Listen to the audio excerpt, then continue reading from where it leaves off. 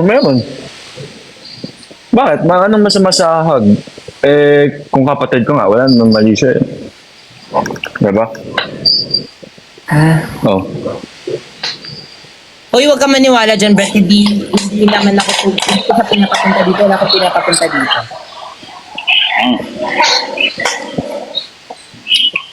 Kami na lang ang pupunta dyan. Ha?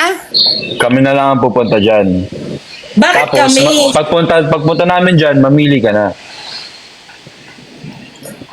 Kaya ko naman ipagsabay eh. Yung studies tsaka yung love. Yun yung ipapagsabay ko, yung studies tsaka yung extracurricular activities, isasabay ko siya. Guys, ito na yung episode 3. Kaya, i-enjoy nyo na. Ito na yun.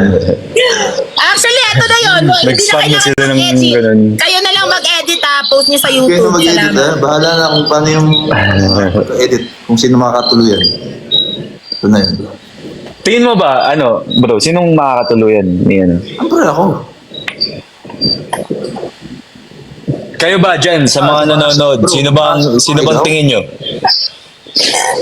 Siyempre, tapos na, matagal na kayong wala eh. Tagal na kayong wala. So, mas malaki yung porsyento ko. Pero kasi, di ba, history repeats itself, di ba? So, I don't know. Pwede, Alam mo- pero... Ano yung sasabihin mo?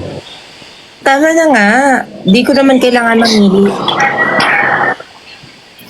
Tama na nga. Guys. Feeling ko, Away. Feeling ko, mas may influence ko si Precious sa mga sports, sa mga basketball. Punta ka pala, may wala mga ka laro palang ako, sports may mga games eh. ako. Yes. I love to learn Punta ka sa sport. laro ko. Yeah. Gusto ko na Punta ka mag-basketball. sa mga Actually, laro. gusto ko maglaro ng mga balls. Ano tinitingin nyo sa gilid? Hindi! Di ba siya? Tinuturuan mo ako maglaro ng mga balls. Ano gusto? Like basketball, volleyball. Basketball. Kasi sa school, may event sa school, diba? So, Alam mo, nagbabasketball simula nung prepare ako. break kami ni Precious,